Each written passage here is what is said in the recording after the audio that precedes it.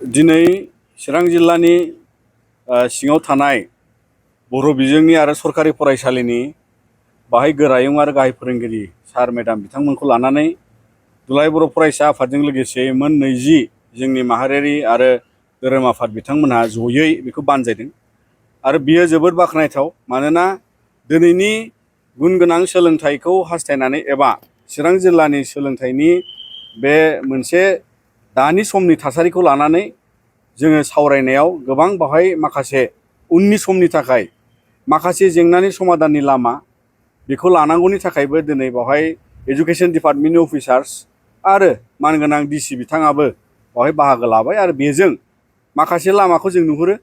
दुलाराय बर' फरायसा आफादनिफ्राय जोङो गोबां बे जोंनि लार्निं एबा सोलोंनायनि गेजेराव जि माखासे जेंनाजों जोङो माने गोग्लैसोनानै जोङो दावगानायाव खहा मोनो एबा जों खस्थ' मोनो।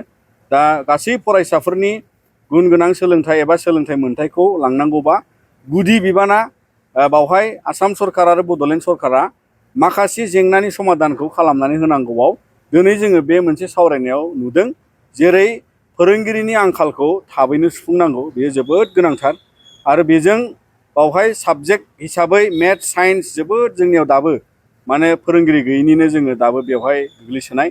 मोनसेया जोंनि बे फरायसालिफोरनियाव गोबां सिंगेल टिचार एबा जिर' टिचार एबा बेवहाय ट्रान्सफार रेसनेलाइजेसन आरो गुबुन गुबुन रोखोमै माने डिपुटेसनाव थांनाय गुबुन गुबुन बायदिसिना बेफोरखौ लानानै मोनसे जेंना आकारै बियो नुजादों आरो बेखौ लानानै समाधान खालामनाय एबा पलिसि इमप्लिमेन्टेसनाव गोथों लामाजों माबोरै ट्रान्सफार जानांगौ, माबोरै डिपुटेसन लानांगौ, माबोरै माने सोलाय सोल' खालामनांगौ बेखौ माने नांनायखौ एबा फरायसाफोरनि गोनांथिखौ गुदि खालामनानै राइट टु एजुकेसनखौ गुदि खालामनानै फोरोंगिरिनि बेबादि माखासे माने रानसारनाय एबा पस्टिं एबा बायदिसिना बिथांमोनखौ नोजोर लानानै सरकारा खामानि मावनांगौ होननानै जों सानो। आरो थामथियाव जों नुयो जे माने दा गोबां माने इनफ्रास्ट्राक्चारनि बिथिङावबो बावहाय दाबो खहा जानानै दं आरो बेखौ लानानै सालिजारि खालामनांगौ सरकारनिफ्राय।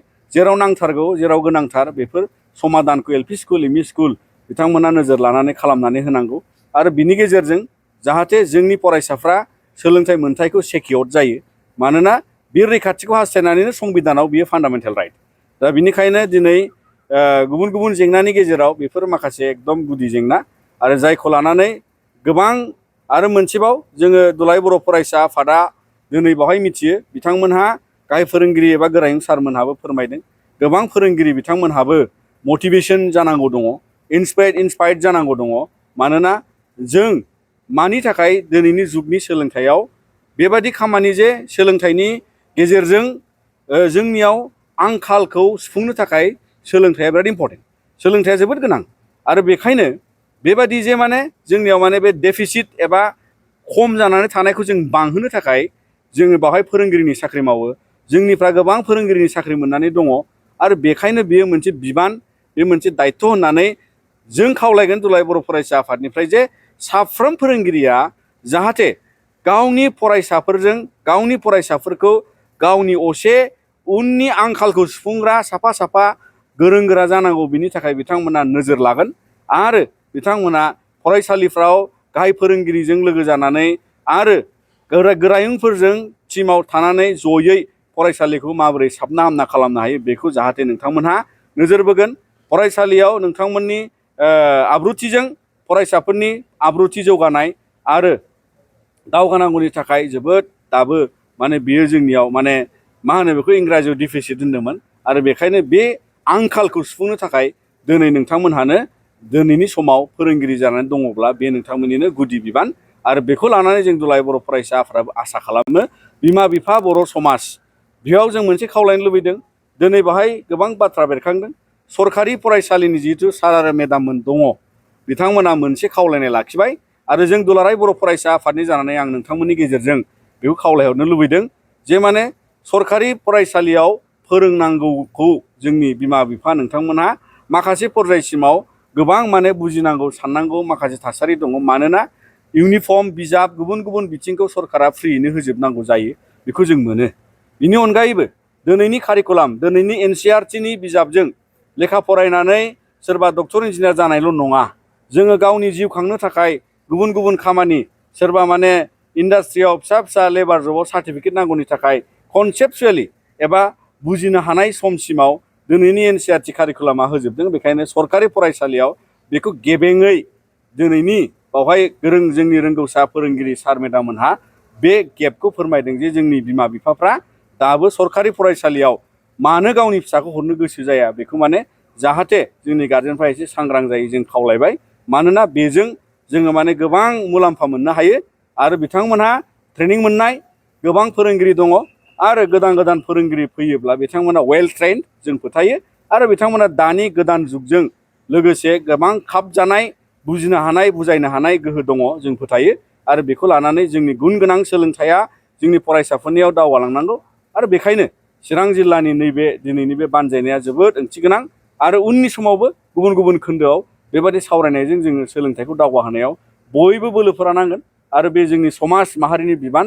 मानोना बर' बिजोङा जोङो जोबोद गोजौआव दावगाबाय आरो बेखौ लानानै जोंनि बर' बिजोंनि आरो बर' फिसाफ्रा जोङो बेजों माने ओरैबायदि गोख्रैयाव जों थांनो हायो। दा दिनै जोंहा बेवहाय IOCL आवबो साख्रि मावनानै थानाय जाय बिथाङा हिउमेन रिसर्स माने डिपार्टमेन्टनि बिनि माने जेनेरेल मेनेजार मुसुखा बर' बिथांखौ रेफारेन्स होनो लुबैदों। बिथाङाबो बर' मिडियामनिसो आरो बेबायदिनो गोबां कर्परेट जब मावनाय दं, प्रफेसार्स मावनाय दं एबा गुबुन गुबुन अफिसार्स बेंकआव थांनाय दं आरो बेखायनो दिनै जोङो ओरैबायदि मोनसे गोसो सिमफाय नाङा आरो बेजों जों बयबो दावगानो हायो। बेखौ जोङो दुलाराय बर' फरायसा आफादनि जानानै बिमा बिफानि सांग्रांथिखौ जों खावलायबाय आरो फेग्रा मुवानिफ्राय गोजानाव दोननांगौआ दिनै जों साफ्रोम समाजनि बिबाननि समाजनाव बे बिबान जाहाथे जोंनि फरायसाफ्रा माब्लाबाबो फेग्रा मुवाजों गोग्लैसोआ। मानोना बियो दिनै प्रिथिबियाव मोनसे जुजिनां थासारि आरो बर' हारिया जोङो बेबायदि मोनसे खम सुबुं सानखोनि सुबुंफोर थानायाव बेबायदि जोंनि जेनेरेशनसा इयुन जोलैया जुदि बेजों गफबोबा जोंहा जोबोद खहा जागोन। आं बेखौ लानानै दुलाराय बर' फरायसा आफादा जों बिनि हेंथायै अरायसम खामानि मावलांगोन। थांनाय सानथामसोनि आवगाय बिसि दैमारिया मोनसे ससियेल मिडियाआव बाथ्रा बुंदों बर' ख्रिस्टियानफोरा माइनरिटियाव थानायना ट्राइबेलाव थानाय होननानै दा बेयो ससियेल मिडियाआव बिराद गोसारदों। लोगोसे बर' हारिनि गेजेराव माखासे गोनो गोथो लाबोदों। बेनि सायाव नोंथाङा फोरमायदो। गिबियाव जोङो बुंनो लुबैयो बिथाङा संबिधानबो नङा। बिथाङा भारत संबिजितनि दहायाव समायखिरा लानानै बिथाङा माने सासे दिनै लेजिस्लेटर MLA प्लास बिथाङा मन्थ्रिबो जाबाय। जों बिथांखौ मान होयो।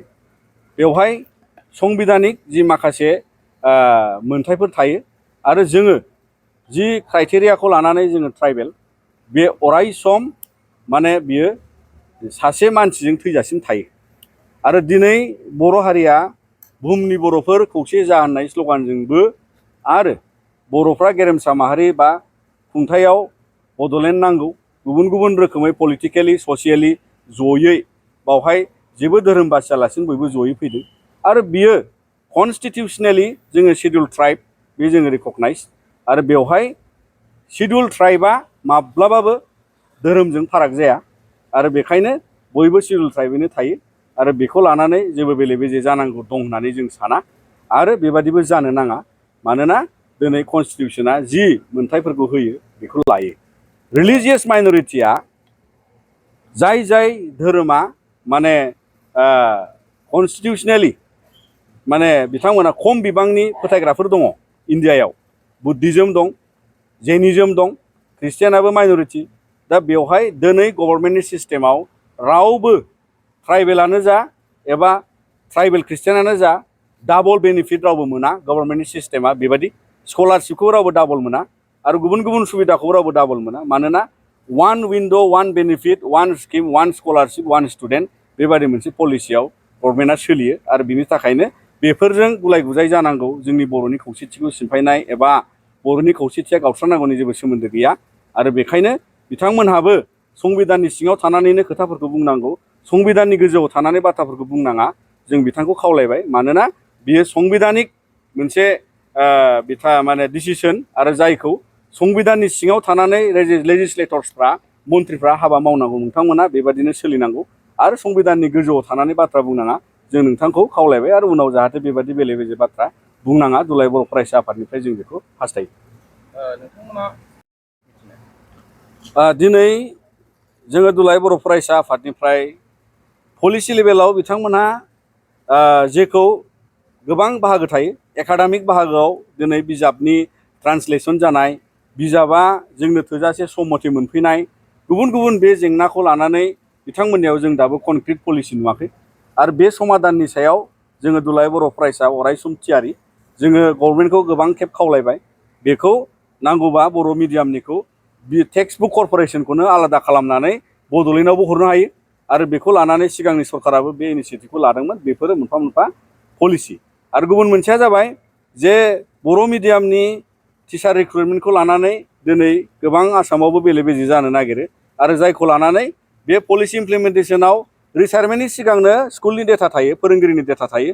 आरो बेखायनो बियो बोसोरथाम, बोसोरब्रै, 10 बोसोर रिटायारमेन्ट जाबाबो जोंहा बर' बिजोंनि फरायसालियाव फोरोंगिरि मोना, एबा गुबुनावबो जायो खोमा। नाथाय जोङो बेखौ खावलायो जाहाथे दिनै जिहेथु माबा शिक्षा सेतुआव फोरोंगिरिफोरनि डेटा थायो, सानफ्रामबो मबाइलाव नायनांगौ नुयो। नाथाय मानो सासे फोरोंगिरिया दिनै रिटायार जागोनखौ दान मोननै मोनथाम सिगां मिथिखानानैबो रिक्रुटमेन्ट पलिसिखौ बेबायदि खालामनांगौ होननानै जों सानो। आरो बेखायनो जाहाथे सोलोंथायाव बेबायदि गेप दोनजाया। गेप जानाय माने मेथामेटिक्स सोलोंनांगौआ गेप, फरायसाफ्रा गेप जानाय माने बेवहाय नलेजनि गेप, गियाननि गेप, आरो बे आंखालजों जोङो दिनै दावगानो हाया। आरो बेखायनो जोङो उननि समाव जे गुबुन गुबुन बेबायदि फरायसालिजों जेंना थानाय, भेन्सार स्कुलनि जेंनाखौथ' दाबो समाधान जाजोबाखै। आरो बेखौ लानानैबो जों बड'लेण्ड सरकारा जि आयेनखौ बानायदों, बिथांमोना आयेनथाय जायोबा बेजों गोबां फरायसालिया प्रभिन्सियेलाइज जागोन जों फोथायदों। आरो उननि समाव जोङो बेफोर माखासे थासारिखौ निस्सय बड'लेण्ड गभर्नमेन्टआ जा आसाम गभर्नमेन्टआ बेफोरखौ समाधान लाबोनांगौ, सलुसन लाबोनांगौ, जाहाथे सोलोंथाइनि जेंनाया मोनफा मोनफा जोबलांनांगौ। आरो बेयो समाधाननि लामायाव माने गोथों मोनसे गुन गोनां सोलोंथाइखौ गायसननांगौ। आरो बे जोंनि मोन्थाय, जायखौ लानानै दिनै गासै फरायसाफ्रा बेखौनो लानानै दिनै नेबाय थायो। आरो बेजों दावगानांगौनि जों बयहाबो माने मोन्थाय दङ, जों बेखौनो हास्थायो।